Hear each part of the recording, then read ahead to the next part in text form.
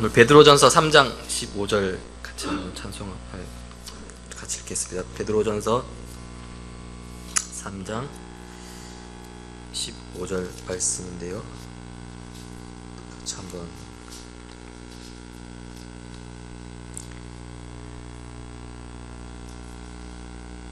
요 개역 개정으로 읽겠습니다. 같이 읽겠습니다.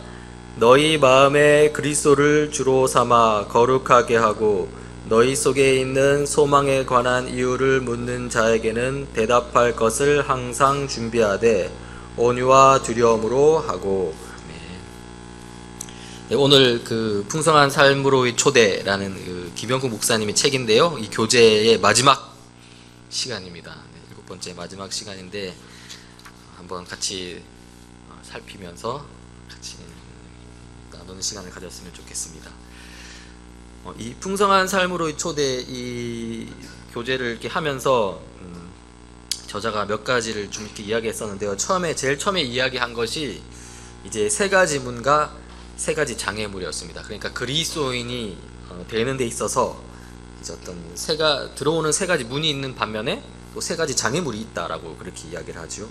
그래서 그 교회로 들어오는 세 가지 문으로 먼저 뭘 말했냐면은 주변 환경을 이야기했습니다. 그러니까 주변에 부모님이 예수님을 믿는다거나 또는 뭐 주위의 친구들이 예수님을 믿는다거나 그런 식을 통해 가지고 이제 교회에 들어오는 경우가 있고요. 또 삶의 고통 가운데에서 도저히 의지할 곳을 찾지 못해서 하나님을 교회로 오는 경우도 있고요. 또는 그 진리의 탐구라고 말했는데요. 정말 내 인생의 의미가 무엇인지 정말 이렇게 살다 보니 뭐 허무함이 느껴지고 정말 이 방향을 잃었을 때 그럼 도대체 내 삶의 목적은 뭘까? 의미는 뭘까? 하면서 이제 교회에 들어오는 경우가 있고요. 그래서 이렇게 세 가지 문이 있다고 이렇게 얘기합니다.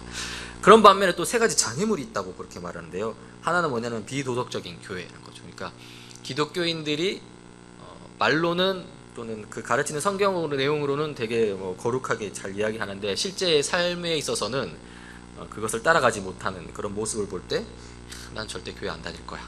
그렇게 말하게 된다는 것이죠. 또 하나는 반지성주의라고 했는데요. 이것은 바로 맹목적인 신앙 이런 것 같습니다. 그래서 우리가 너무 막 신앙을 이야기할 때 너무 지성적인 것을 굉장히 등한시하면서 그냥 믿기만 하면 돼 라고 말하면서 반지성주의로 갈 때 그때 당연히 거부감을 가질 수밖에 없죠. 인간은 기본적으로 합리적인 존재이기 때문에 그런 것들을 따지기 마련인데 그런 것들을 싸그리 무시해버린다면은 장애물이 될 수밖에 없습니다. 또 하나는 고통의 문제입니다. 이 고통의 문제가 참 희한합니다. 고통의 문제는 세 가지 문 중에 하나이기도 하고요. 또 세 가지 장애물 중에 하나이기도 합니다. 그래서 이 고통의 문제가 때로는 하나님을 찾게 하는 통로가 되는 반면에 또 때로는 이 고통의 문제가 하나님을 찾지 못하게 하는 방해물이 되는 것이죠. 가장 중요한 것이 가장 빈번한 예가 아니 선하신 하나님하고 이 세상에 고통이 가득한 거하고 도대체 이게 어떻게 양립 가능하느냐 그렇게 하면서 양립 가능하지 않으니까 이 세상이 고통이 가득한 거는 분명히 자기 눈에 보이는 거거든요. 사실 실제로 그렇잖아요. 그러면 이제 의심하는 것은 선하신 하나님인 것이죠. 그러면서 하나님을 부정하게 되는 경우가 계속 있습니다. 이런 세 가지 문과 세 가지 장애물이 있는데 그럼에도 불구하고 우리는 하나님을 찾아 나서야 된다 이렇게 이야기하고 있습니다.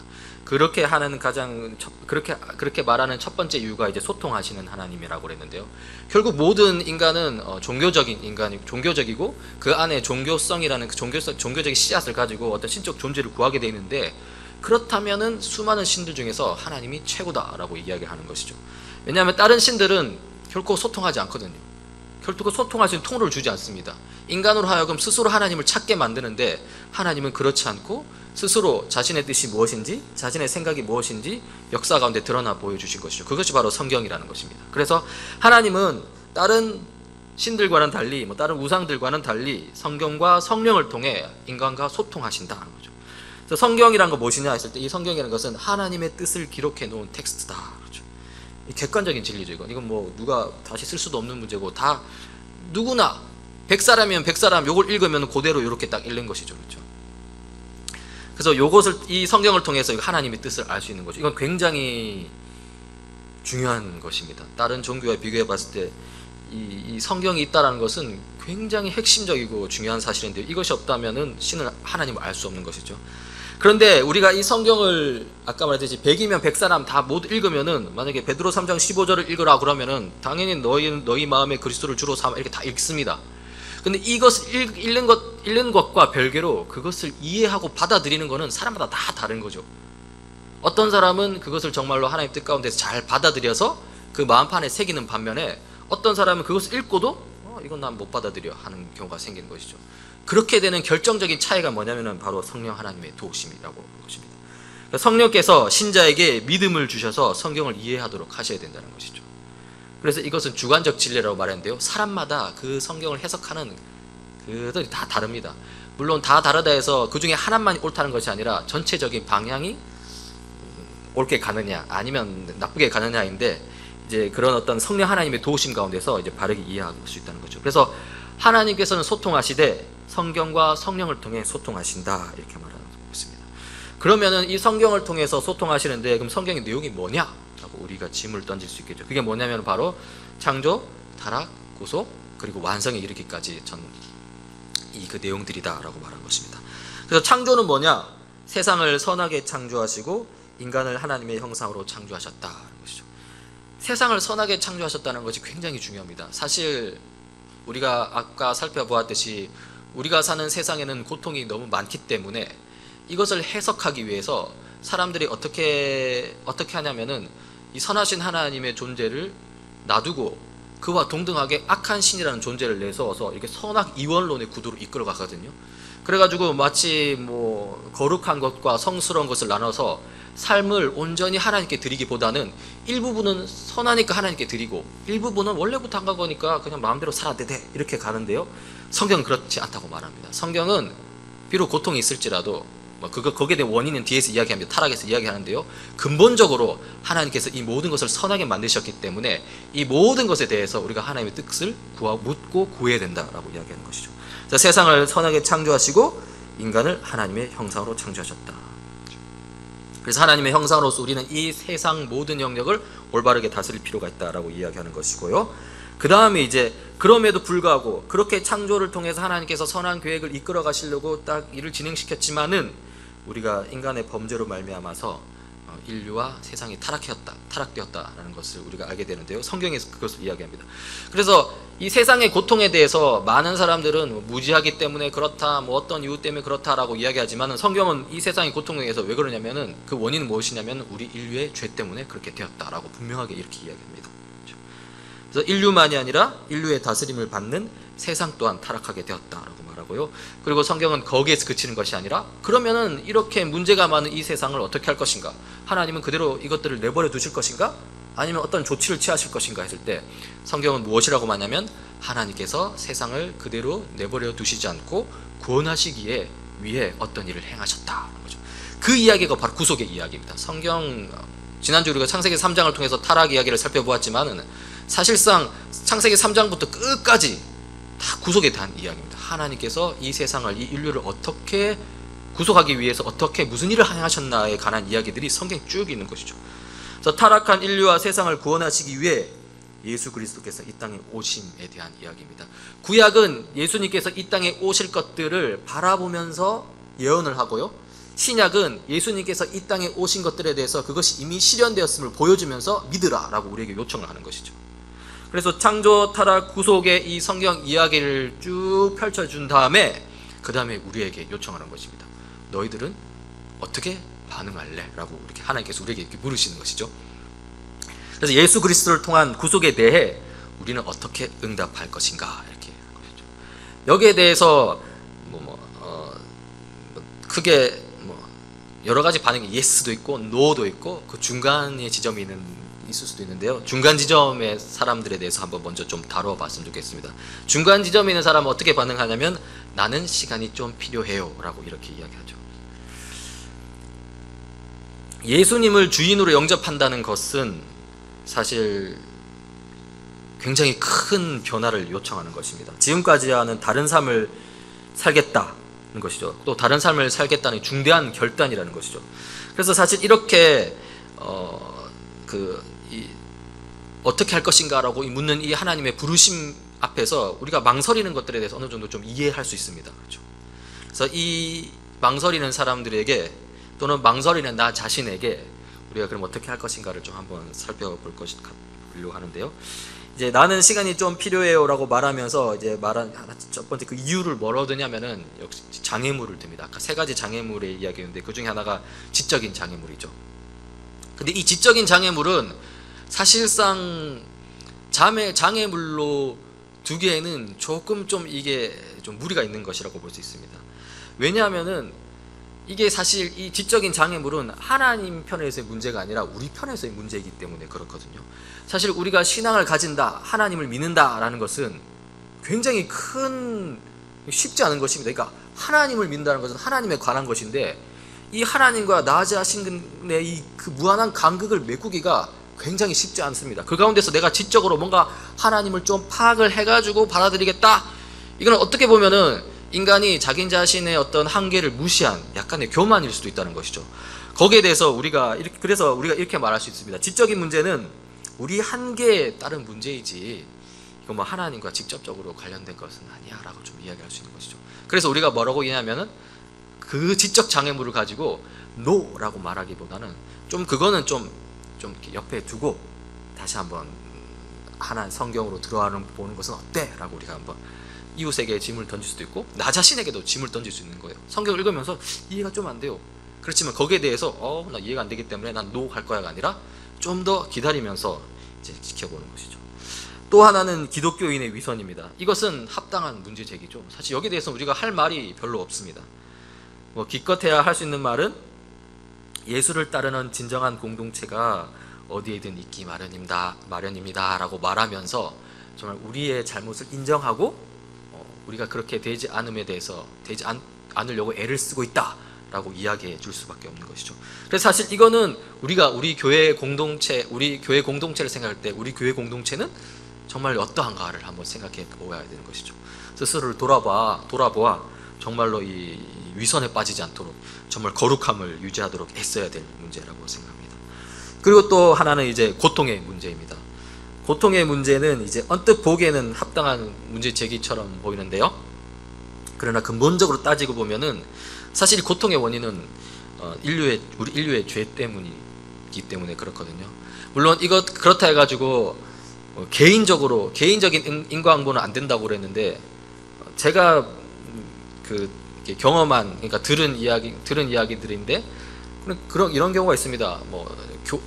어떤 목사님이 있는데 자기 교회 교인이 큰 사고가 나서 이 병원에 이제 입원을 한 상태란 말입니다. 그래서 가서 이제 목사님이 그 교우를 위로해주기 위해 이제 병원에 신방을 가는데 위로해주러 가는데 위로해주려고 하면서 한 말이 아니 도대체 무슨 죄를 저질렀길래 이렇게 사고를 당했어요? 이렇게 말했다는 겁니다. 이거는 개인적인 인과응보인데 이거 굉장히 잘못된 것이죠. 이런 식의 어떤 죄를 이해하는 것은 매우 잘못된 것입니다. 그러나 그럼에도 불구하고 이 세상의 고통의 원인이 우리 인류의 죄라는 것은 변함없는 사실인 것이죠. 그래서 우리가 이 부분들에 대해서 고통의 문제에 대해서 이야기할 때 매우 지혜롭게 조심스럽게 이야기할 필요가 있습니다. 이것이 개인적인 그런 어떤 그 원인을 잡아가지고 그렇게 1대1로 연결시키면 안 되는 부분이지만 그러나 근본적으로는 바로 우리 인류의 죄 때문에 그 고통이 생긴 것이고 그리고 그 고통을 해결하기 위해서는 결국에는 예수 그리스도가 오셔야 된다는 것들에 대해서 우리가 때로는 담대하게 좀 이야기해 볼 필요가 있는 것이죠. 그래서 이 문제를 해결할 수 있는 분은 하나님이시다. 고통을 통해 인간의 한계를 발견하면서 고통이 오히려 하나님을 찾게 만드는 수단이 될 수 있다. 그래서 사실 많은 부분 오히려 고통을 통해서 하나님을 찾는 경우가 굉장히 많이 있습니다. 그리고 우리가 실제로 경험하는 것이죠. 그래서 어떤 사람은 고통 때문에 하나님을 멀리하는가 반면에 어떤 사람은 고통 때문에 하나님을 찾아 들어와서 나중에는 고백하기를 그 고통이 아니었다면 난 하나님을 찾지 못했을 거야. 하나님 그 고통 주심에 감사드립니다. 이렇게 고백하는 것을 우리가 보게 됩니다. 그리고 또 나는 시간이 좀 필요해요 라고 말하는 경우가 어떤 게 있냐면은 충분한 지식이 없어서라고 이렇게 말합니다. 상당히 좀 자기 자신에 대해서 그래도 객관적으로 보려고 하는 사람인데요. 여기에 대해서 우리가 할 수 있는 말은 성경을 읽으라 라는 것이죠. 그렇죠. 너무나 당연한 대답이죠. 스스로 나 자신을 봤을 때 난 충분한 지식이 없는 것 같대 라고 말하면은 성경을 읽으면 됩니다. 그렇죠. 하나님이 무슨 일을 행하셨는지 어떤 분이신지 그걸 성경을 통해서 알 수 있고요. 또 세상과 나를 향한 하나님의 계획은 무엇인지를 알 수 있습니다. 그래서 이 책을 쓴 김영구 목사님은 사복음서를 먼저 좀 같이 읽으면 좋겠다라고 말합니다. 이제 사복음서가 예수님의 행적과 가르침에 대한 이야기인데, 이제 예수님을 중심으로 성경을 먼저 읽는 것이죠. 그러면서 읽을 때, 여러분, 이걸 읽을 때 그냥 읽는 것이 아니라 이 이야기가, 이 성경의 내용이 나와 어떤 상관이 있는지를 질문하면서 묻는 것이 굉장히 중요합니다. 그래서 이 성경을 그냥 나와 떨어진, 멀리 떨어진 것으로 그냥 한번 살펴볼까 이렇게 읽는 것이 아니라, 진짜 이 이야기가, 이 성경의 말씀이 내 가슴에 와닿도록 해달라는 그런 간절한 마음으로 읽을 때, 여러분, 하나님께서 깨달음 안 주시겠습니까?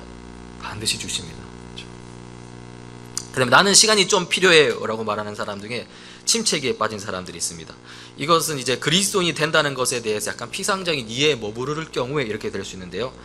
그러니까 보통 우리 한국교회 신앙생활을 할 때 보면은 이제 나의 구원자이심을 인정하는 믿음, 그까지는 좀 가는 것 같아요. 그러니까 예수 그리스도가 나의 구원자이심을 인정하는 그 믿음까지는 가는 것 같은데, 그 예수님이 내 삶의 주인이심을 인정하는 데까지는 잘 못 나가는 것 같습니다. 그래서 예수님이 나의 구주이십니다라고 말할 때, 구주라고 말했을 때 구는 구원자이시고 주인은 주인이잖아요. 그 함께 가야 돼요. 그래서 만약에 내가 주님, 난 예수 믿었으니까, 예수 믿으니까 구원 얻은 거야 라고 말하는 것에 머물게 된다면, 그리고 그 믿음이 한 걸음 더 나아가서 순종에까지 이르지 못하게 된다면 침체기에 빠지고 말게 되는 것이죠. 사실 믿음이라는 것은 그것을 가지고 한 걸음 디디면서 때로는 고난을 당하고 때로는 어려움을 당할지라도 그 가운데 하나님 주시는 그 도우심을 경험하면서 더 생동감 있게 자라는 것이잖아요.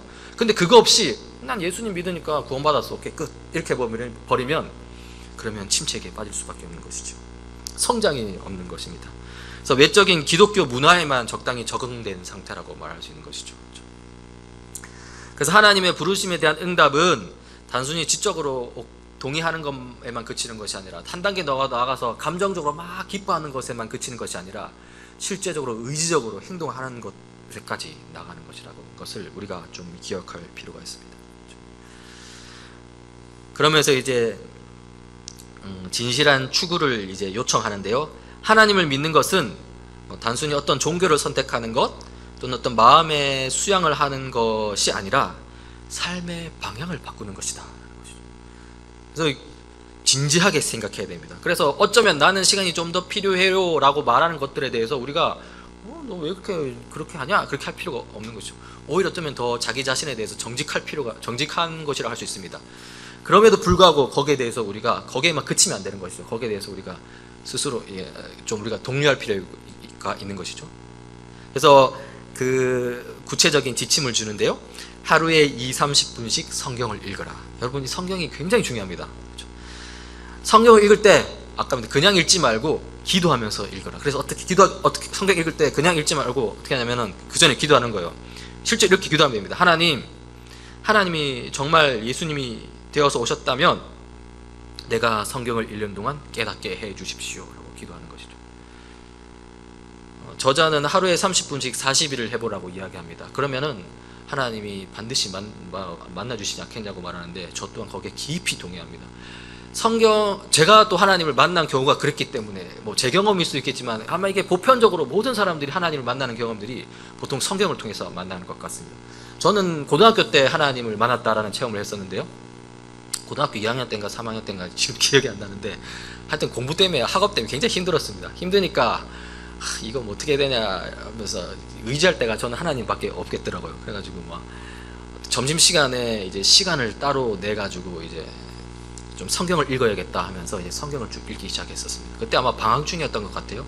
그래서 보충 수업차 아마 그 학교에 나갔고, 다른 학년에 교실이 비어 있었던 것 같습니다. 그래서 거기서 이렇게 말씀을 쭉 읽는데, 로마서의 5장의 그 말씀, 로마서의 그 우리가 죄인 되었을 때 우리를 구원해 준 그 예수 그리스도의 그 마음을 읽으면서 갑자기 어떤 제가 이것이 체험이라면 체험이겠죠. 그 마음의 변화가 오면서, 이야, 내가 이 예수님이 믿는다는 것이 이게 보통 일이 아니구나.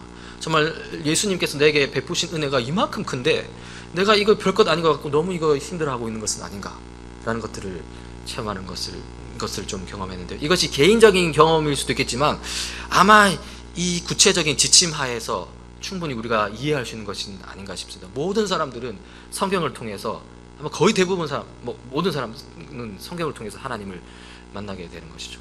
그래서 우리가 이 부분에 대해서 한번 진지하게 생각해 볼 수 있고요. 그리고 우리가 좀 나 자신에 대해서도, 그리고 이웃에 대해서도 이렇게 강하게 도전할 수 있습니다. 정말로 진지하게 하루에 30분씩 40일만 한번 읽어보라.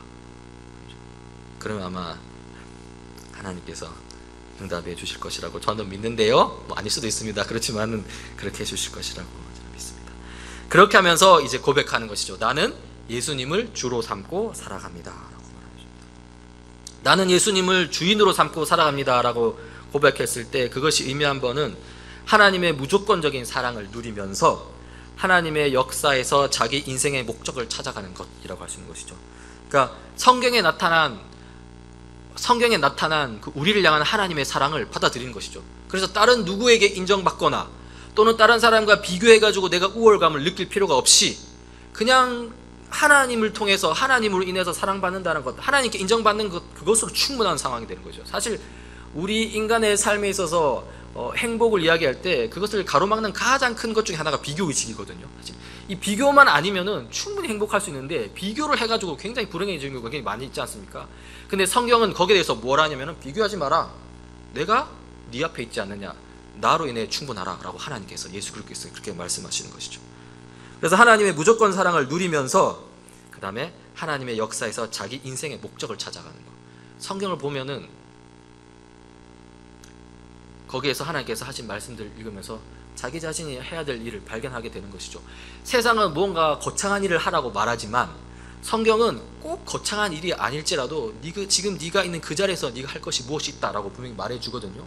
그것을 발견할 수 있게 되었을 때 그 사람은 삶의 의미를 찾게 되는 것입니다. 굳이 위대한 사람이 될 필요가 없고요. 그렇다고 해서 그런 위대한 사람이 안 된다 하더라도 이미 자기 있는 자리에서 이미 자기에게 주어진 일들이 무수하게 많다는 것을 성경을 통해서 발견하게 되는 것이죠. 그렇다면은 삶의 의욕을 찾게 되는 것입니다. 그렇죠? 이렇게 예수님을 주로 삼고 살아간다는 것은요, 사실 굉장히 행복한 삶이라고 할 수 있습니다. 물론 다른 사람들이 보기에는 왜 저렇게 살아라고 말할 수도 있는 요소들이 없지 않아 있습니다. 왜냐하면 고난을 기꺼이 감내하는 사람도 있으니까요. 그렇지만은 본인은 알아요. 하나님과의 관계 속에서 야, 이거 진짜 난 좋다라는 걸 경험하게 되거든요. 그리고 주님께서 그것에 대해서 인정해 주실 것입니다. 그러면서 이렇게 살아가는 것은 이 기독교의 4가지 핵심 진리를 내면화하는 것이다. 그래서 아까 창조, 타락, 구속, 나의 응답 이렇게 말했는데 하나님께서 창조하셨다는 사실을 깊이 믿고 깨닫는 것, 그리고 내가 타락했고 내가 죄인이라는 사실을 깊이 깨닫는 것, 그리고 주님께서 이 나를 위해서, 이 세상을 위해서 구원해 주시러 오셨구나라는 것을 깊이 받아들이는 것, 그래서 내가 전심으로 응답하는 삶을 사는 것이죠. 이것을 내면화시켰을 때 단순히 이 그리스도인은 주변의 시선이라든가 아까 말한 비교라든가 그런 것에 휩쓸리지 않고 꿋꿋이 자기의 길을 걸어갈 수 있게 되는 것이죠. 이런 삶을 사는 것을 이제 어떤 영적인 여행이라고 말할 수 있는데요. 그래서 영적인 여행의 4가지 필수 요소를 이야기합니다. 그래서 사실 아까랑 좀 이렇게 반복되는 이야기들이 있는데 좀 정리하는 측면에서 보면은 먼저 영적 여행의 필수 요소로서 먼저 성경, 지도로서 성경이 필요합니다. 아까 이야기 다 한 것이죠.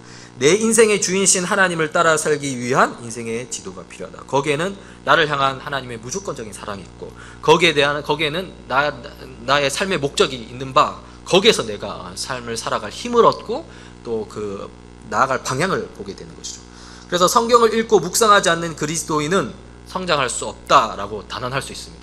그래서 기도 엄청 열심히 하는 분이 있어요. 근데 성경을 읽지 않고 그렇게 기도를 한다?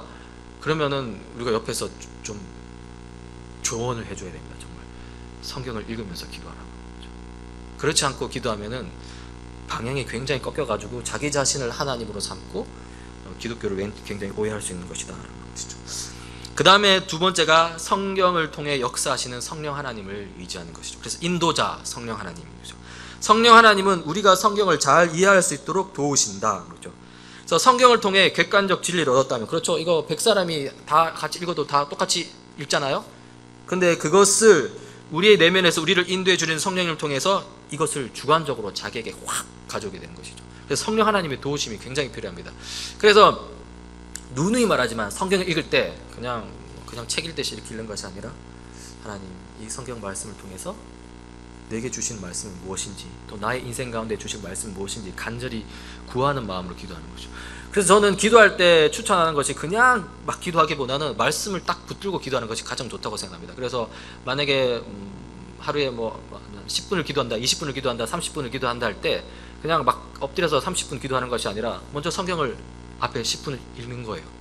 그리고 나머지 20분을 기도하는 것입니다. 그렇게 기도할 때 성령 하나님께서 어떻게 역사하시냐면은 자기가 성경을 읽은 것을 통해서 깨달음을 주시고 내 마음 가운데서 음성을 주시거든요.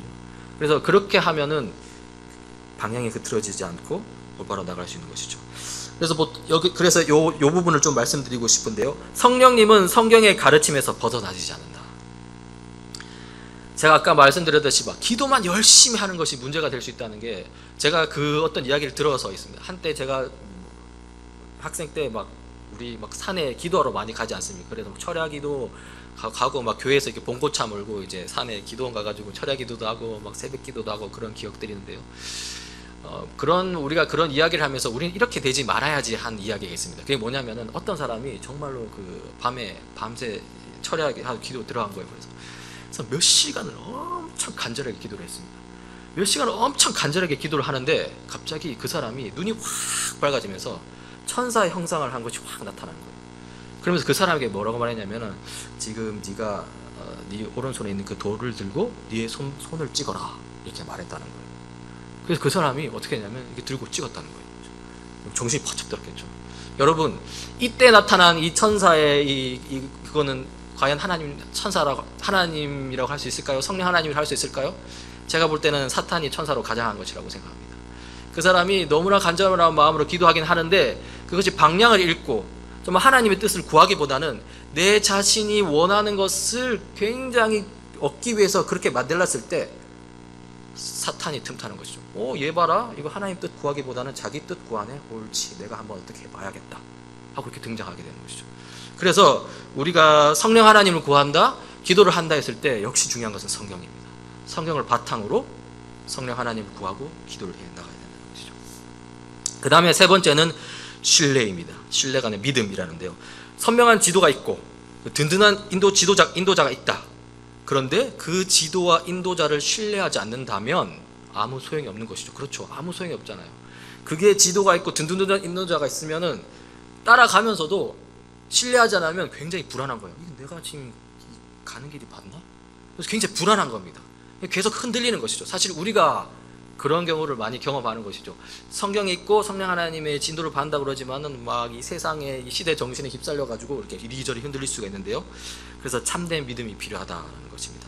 여기서 참된 믿음이 아닌 것은 방금 말씀드렸다시피 하나님의 뜻과 상관없이 내가 간절히 간구하기만 하면 내가 원하는 것을 들어주실 것이라고 믿는 믿음, 이것은 참된 믿음이 아닙니다. 이것은 사실상 우상 숭배라고 말할 수 있습니다. 하나님을 완전히 그냥 그 알라딘에 나오는 그 지니, 그 램프의 지니처럼 취급하는 것이죠. 지니가 얼마나 전능합니까? 못하는 게 없습니다.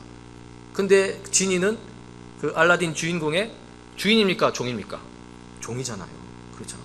마치 이렇게 우리가 기도하는 것은 하나님을 나의 종처럼 여기는 것밖에 되지 않는 것이죠. 이것은 참된 믿음이 아니고요. 그럼 참된 믿음은 무엇이냐? 참된 믿음은 성경에 나타난 하나님의 성품을 믿는 것입니다. 그래서 굉장히 중요한 것이 바로 선하심과 전능하심을 믿는 것이죠. 또 하나님이 변치 않는다라는 것을 믿는 것. 이런 어떤 하나님의 성품을 굳건히 믿는 것이 굉장히 중요한 것이죠. 그래서 선하심과 전능하심이 핵심적인 것 중에 하나인데요. 성경의 핵심적인 것 중에 하나인데요. 이것을 든든하게 믿게 되면은 우리가 사실 흔들릴 경우가 많이 없습니다. 결국 우리가 흔들릴 이유는 하나님을 믿지 못해서 그렇거든요. 하나님이 선하심을, 하나님이 과연 날 좋은 길로 인도하실까? 이게 의심이 되는 거예요. 또는 전능하심을 믿지 못하면 하나님 이거 하실 수 있나? 이렇게 되는 것이죠. 또 하나님의 변치 않음을 믿지 못하면 하나님이 나의 모습, 나의 이런 부족한 모습 보고 날 포기하시면 어떻게 하지? 라는 것들을 의심할 수 있는데요. 하나님은 그렇지 않습니다. 선하시고 전능하시고 또 신실하시다, 이걸 믿는 거고요. 또 하나님이 우리를 위해 이미 하신 일을 믿는 것이요, 십자가 죽으심과 부활이 대표적인 일들입니다. 그리고 앞으로 이루시겠다고 약속하신 일, 예수님이 다시 오심을 이제 믿는 것이죠. 이거를 믿는다라는 것은 결국에는 그냥 내 신앙적인 시야가 그냥 내가 원하는 것에서 초점을 맞춰가지고 여기만 머무른 것이 아니라 내 시야가 이 인생 전체로, 우리가 사는 이 세계의 역사 전체로 넓게 열리면서, 야, 이 모든 역사가 하나님께서 하시는 일들인데 내가 도대체 그리고 내가 이 하나님을 의지하고 있는데 내가 도대체 뭐가 부족해서 이렇게 불안해하는 것이지? 라고 스스로 의문을 던지면서 전적으로 하나님께 나를 던지는 것이죠. 그래서 단순히 믿음이라는 것은 내가 원하는 것을 막 이뤄낼 수 있는 그런 믿음이 아니라 하나님께서 이 역사 가운데 하신 일들 처음부터 끝까지를 다 믿는 것입니다. 그리고 이것들이 결국엔 이루어질 것이라고 믿는 것 가운데서 거기에 나 스스로를 던지는 것이죠. 그래서 믿음, 결국엔 그렇게 되기 위해서는 이 성경을 알아야 되는 것이고요. 그렇죠. 그 다음에 네 번째가 바로 공동체입니다. 바로 건강한 교회가 필요합니다. 그렇죠. 성경을 제대로 가르쳐주고 성령을 의지하는 법을 알려주며 그리스도인다운 삶의 본을 보여 이제 막 여행을 시작한 이들이 영적 여행을 잘 누리게 해주는 교회. 우리 교회가 그렇게 돼야겠죠. 그렇죠. 그래서 우리가 리더십, 목사나 장로님이나 하여튼 모든 리더십부터 비례해가지고 그런 교회가 되도록 애써야 됩니다. 그래서 공동체가 없는 순례자는 홀로 가다 길을 잃거나 지쳐서 넘어지기 쉽다. 그렇죠. 그래서 이게 여기에 대해서 좀 생각해. 예수 믿으면 예수 믿고 구원 얻으면 끝이야 라고 말할 경우에는 이거 공동체 필요 없거든요. 그렇죠. 그런데 우리가 정말로 예수를 믿고 구원 얻는 데만 그치는 것이 아니라 더 나아가서 정말 그리스도를 주인 삼아서 그 인생을 걷는다 치면은 공동체는 반드시 필요하고요. 거기에 우리 교회의 어떤 존재 목적이 있다라고 한번 생각해 볼 수 있습니다. 이러면서 이제 신앙의 단계에 대해서 이야기하는데요. 이제 이런 영적 아이의 단계가 있습니다. 좀 빠르게 하겠습니다. 그래서 복음의 기본 뼈대를 받아들이고 예수님을 마음의 주인으로 영접하는 사람. 이 단계에서는 하나님의 이 무조건적인 사랑이 굉장히 많이 필요합니다. 그래서 우리가 이 부분에 대해서 우리가 영적인 아이를 대할 때는 전적으로 많이 용납해주고 사랑해주고 품어주는 것이 필요한 것이죠. 물론 이제 진리 안에서 그렇게 하겠죠. 그래서 공동체 역할은 영적 아이를 보호하고 양육하고 본을 보이며 성장할 수 있도록 도와야 한다. 그 다음에 영적인 청년의 단계입니다. 2단계입니다. 이때는 하나님의 백성이라는 자기의 정체성이 확립이 딱 되는 거죠. 그래서 나는 하나님의 사람이다, 하나님의 자녀다, 하나님의 백성이다 라는 것이죠. 그래서 자신이 하나님의 사랑을 입은 자라는 사실에 흔들림이 없다. 이제 이 인생 전체를 하나님의 관점으로 바라보게 된 것입니다. 그렇죠? 그러면서 이 인생 전체에서 나의 역할은 무엇이지? 라고 물으면서 자기의 사명을 조금씩 발견해 나가기 시작하는 것이죠. 그리고 3단계가 영적인 부모의 단계입니다. 이때는 단순히 나 하나만을 위해서 사는 것이 아니라 이제 옆에 있는 사람을 끌어주는 것이죠. 다른 사람들이 영적으로 태어날 수 있게 도와주고 그들이 건강하게 자랄 수 있도록 이끌어주는 사람의 리더입니다. 공동체를 세워나가며 이 땅에 하나님의 뜻이 이루어지도록 애쓰는 사람들이라고 이렇게 하시는 거죠. 그래서 우리가 이런 단계를 거쳐서 또한 여러 가지 어떤 성경이나 성령의 수단을 거쳐서 이렇게 이런 우리 하나님이 주신 인생길을 걷게 되는 것입니다.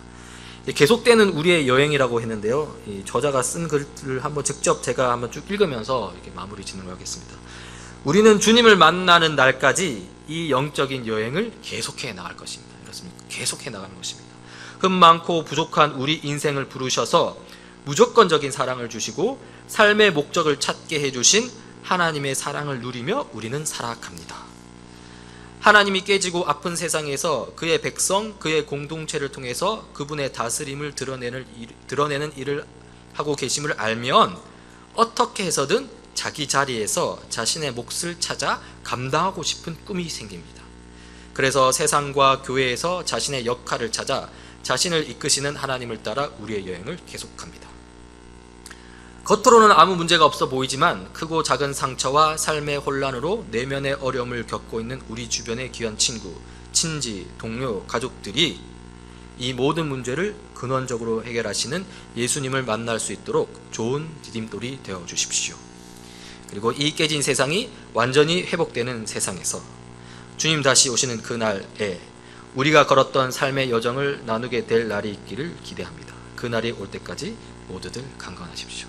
그래서 우리 교회가 이 걸음을 함께 걸어 나갔으면 좋겠다라는 생각을, 소망을 가져보게 됩니다.